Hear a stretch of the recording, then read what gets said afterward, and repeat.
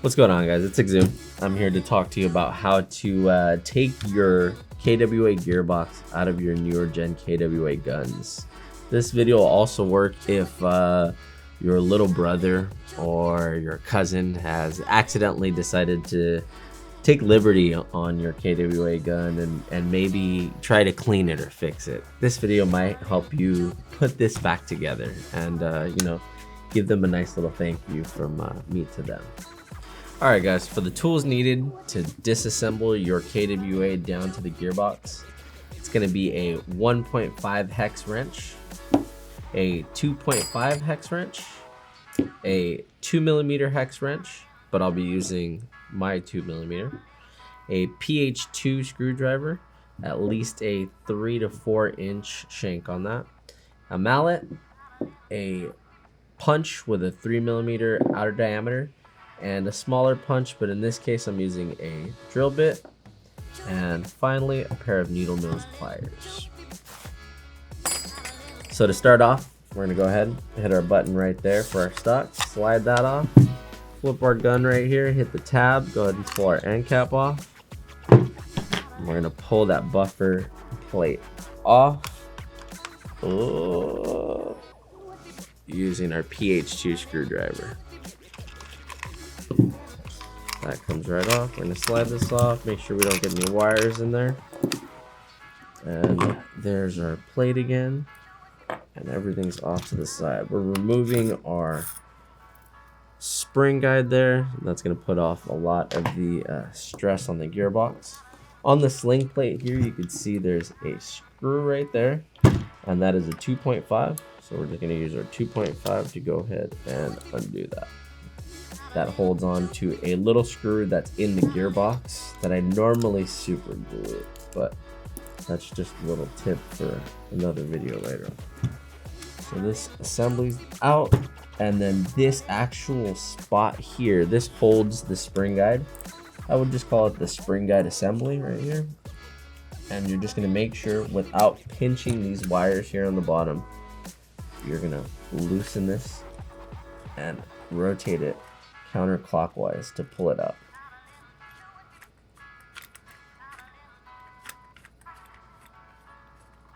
And this is really tricky. There's not a lot of room there. You'll usually end up with a little bit of plastic marred on the shrink wrap there, but it normally will never actually hit those wires there.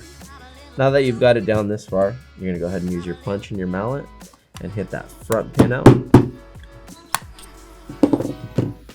And with a little bit of kind of left and right torsion on there, you're gonna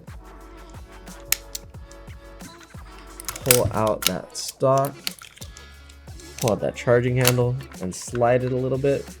And that charging handle comes with this lower assembly. On other guns it normally wouldn't, it would stay on that upper, but on the mod series it stays here. This is usually the first thing that I take off too, because it is a little bit softer on the tolerances here, so you can really mar and mess this area up. It looks really confusing, but I promise you it's really not. So removal of that charging handle is just going to be unlatching the spring that is on the actual charging handle, and that makes that loosen up. But now the actual dust cover has its own spring here. With a small tool, you can really use anything. I use just a smaller hex wrench.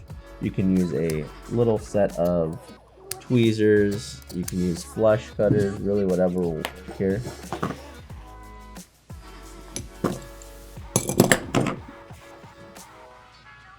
And you're just going to grab that and pull it right up.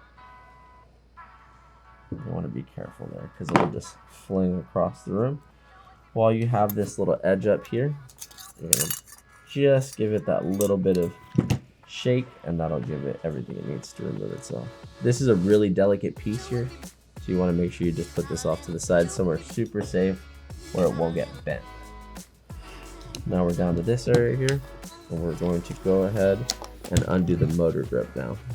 So usually The best part about these PTS grips is that they are 2mm hex. And we're just gonna go ahead and undo that hex there.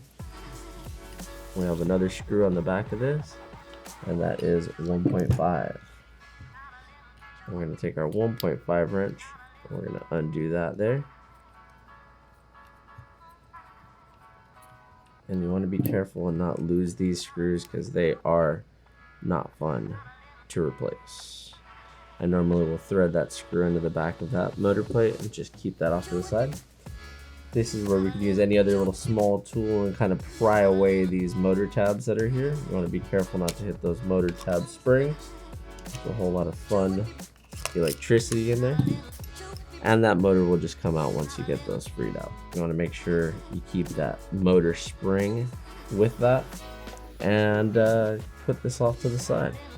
Inside of the motor grip, you're going to find 2 PH2 screw heads. This is a really hard one to see, but we're going to see if we can light it up. And if we can get that one in there. I'll drop low so we got any visual there. So it's just one on opposite side from each other. We're going to start with that first one. It's important to note on the KWA stuff, these motor grip screws are slightly shorter than most motor grip screws. And I'm going to measure them for you right now so you guys can see what I mean. They're just a slight bit shorter. And the reason being for that is the gearbox is a little bit tighter tolerances. So the actual size on that screw there is going to be 7.9, which roughs out to about 8mm on that screw. I believe an average gearbox screw on the motor grip is about 9.5 to 10. And so what'll end up happening is if you use a standard screw on a KWA gearbox, you have the risk of pinching your wires. It's going to break your gun. It's going to be a really bad time. So just a little heads up, something to look out for. Now that you have that undone, you're just going to shake this back and forth like this. And that little bit of wiggle will allow it to come out. You want to make sure that you want to get these motor connectors out of those holes. Same thing, a little bit of wiggling usually gets them out. And then you're going to put that off to the side. So you're pretty much all the way there.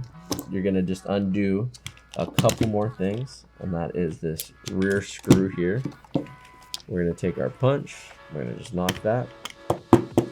You're noticing the way in which we're doing it. We took off the upper first, then we did the motor. It's important to do it like that because of the way that the gearbox is actually holding on to the gun itself. What's really balancing it right now is just this center trigger pin. That's the only thing that's keeping this gun essentially in.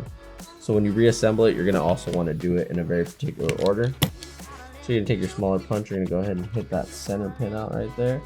You're going to balance it, give it a couple whacks. Hopefully you're going to hold it as strong as you can. I always recommend doing this with a dead blow hammer, but if you don't have that, you can do it with this. So there's our center pin. We took it out, putting that off to the side. Now this gearbox should technically be free floating here. We're going to put our selector right in between safe and semi, and we're just going to shake this out. And it actually comes out pretty easily once you get all the pins up. Super easy to do. You're going to avoid the wires getting pinched in there and in the stock. And this is the bolt catch release there, or the bolt release. And we're just going to put that back on the gun there so we don't lose it. Put that off to the side. And that is how you break down your KWA gearbox to bare bones. Just in case you needed that video, we have it here for you. In case you got the gun in parts or you broke it down and couldn't put it back together, we are now going to take the gun and put it back inside of the lower and reassemble the KWA back to its working condition. So here we go. So to begin our process, we have our gearbox here. We haven't opened this gearbox because we're not going to go that deep in this video, but we're just going to analyze it and make sure that our safety is here and our selector plate is here. We're going to put our selector plate in this middle notch. If you can see here, there's 3 notches there, and that just dictates where the selector is. I typically leave it right there in the center as I'm putting it in so that I can take my lower and put that in the semi position, which is the center. Once we do that, we'll be able to drop this guy in here, starting with these wires. We're going to feed them through the bottom where the motor grip goes through, and these wires will be fed through the stock. We'll make sure we have our bolt release in here. It just floats right there, and we're just going to maneuver this in here, and we're going to try to get it in there. Like I said before, once we have it kind of all the way in there, we're going to make sure that selector plate is lined up there, and when we push it down, we'll be able to check it by pushing that over. That's in semi, and that's in safe, all the way on the farthest left, so you know that you've done it correctly. You don't want to get further on down the line and find out that you put this in wrong. So first things first, this rear pin is going to come in just like that. You can push it in from that back side. You don't need a mallet for that, but you are going to need a mallet for the trigger pin here. And you're just going to slide that in. It should come down to about right there. You're just going to use your mallet and knock that right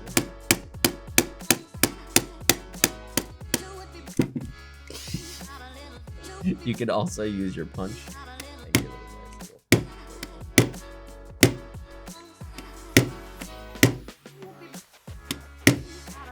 And there we go. Once you have it flush, you are good to go. Looks good on that side, doesn't really protrude, so we're all gravy. Once you're at this step, we're going to go ahead and take our motor grip, and we're going to fasten that. We're going to feed this into the back of the motor grip, the negative wire. We're going to feed this into the front of the grip, the positive wire. And we're just kind of, as this is going in, we're kind of just angling it, making sure that none of the wires are going to pinch right under that motor grip. So you can rock it back in there. And if you look inside, you can kind of check and make sure that there's no wires in there that are really marred or messed up or anything like that. And that's that looks good there. So we're going to take our motor screw that we our motor grip screws that we'd mentioned earlier, and I like to just put them on my screwdriver and balance the gun up this way and then slide it inwards. Everybody's different. Sometimes if you have a really good magnetized screwdriver, you can just afford to drop it in this way, but as you can tell, my wear is not that great, so we're going to do it this way.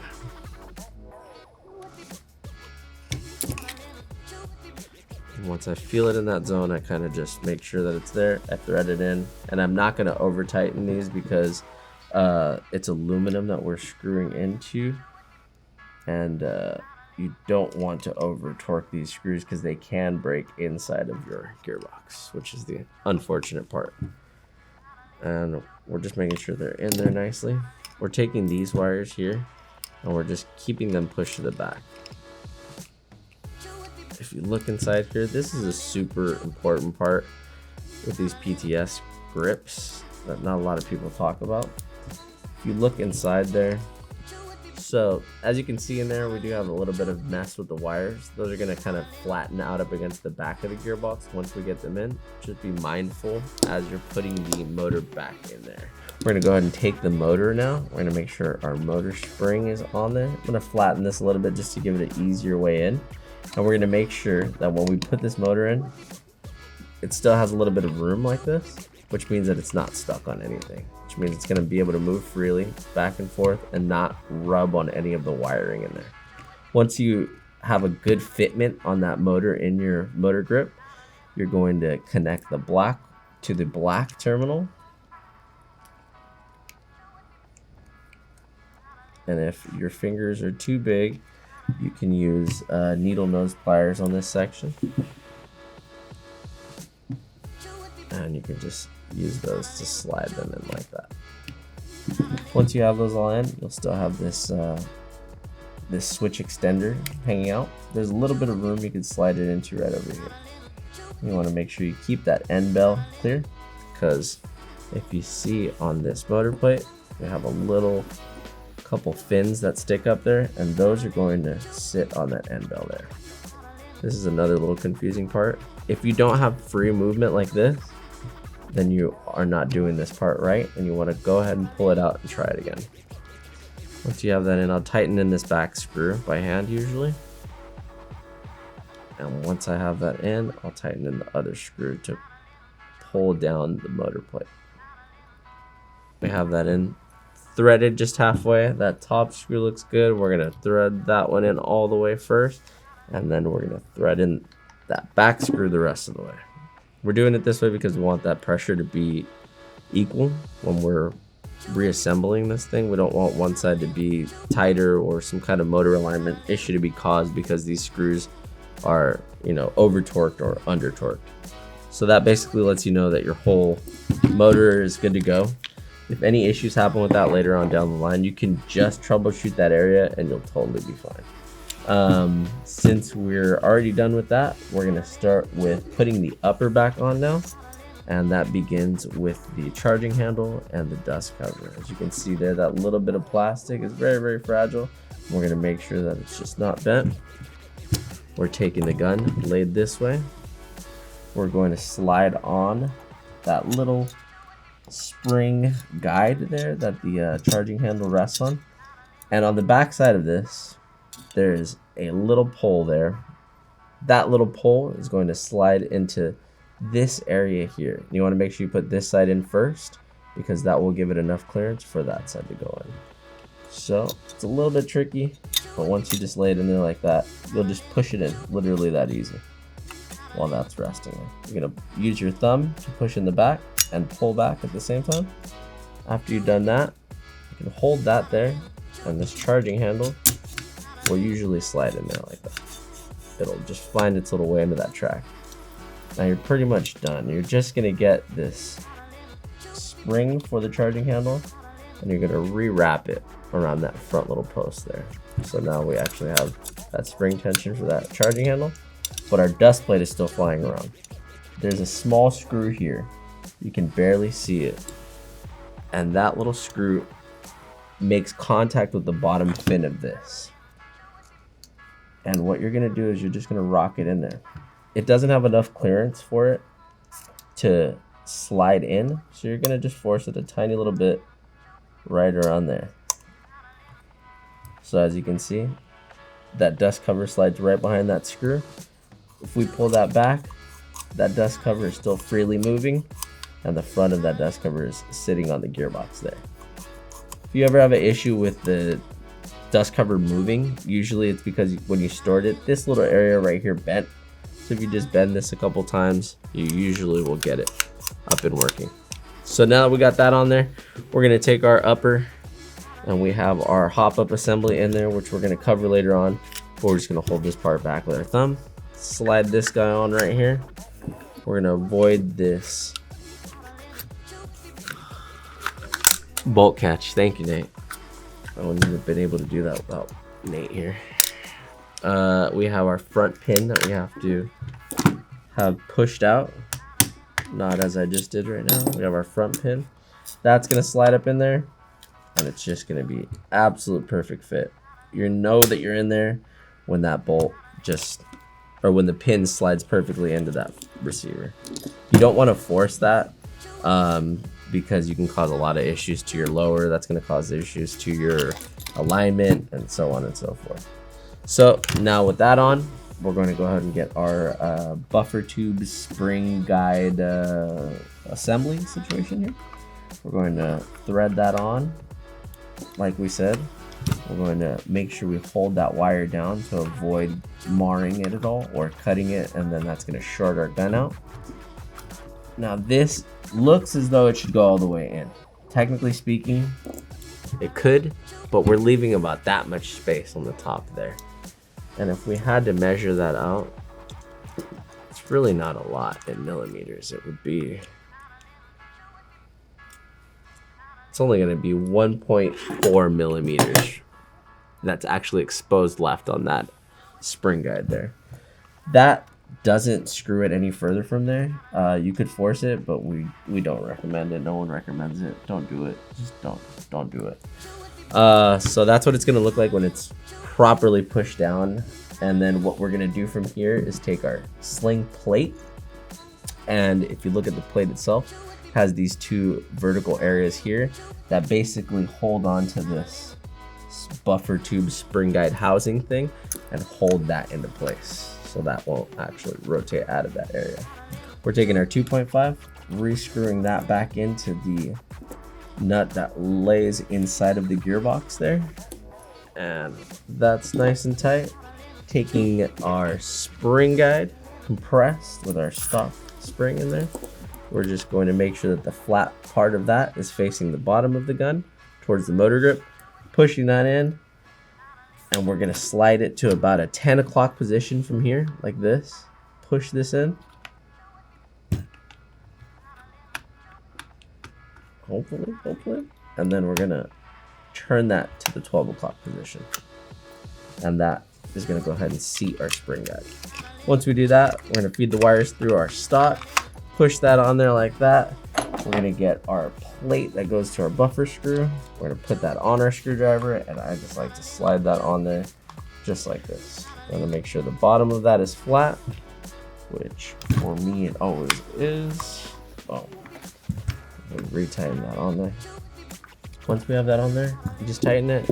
You don't have to over torque it. Enough is enough. You know, if you're ever on the field and it loosens up, you can luckily just retighten it.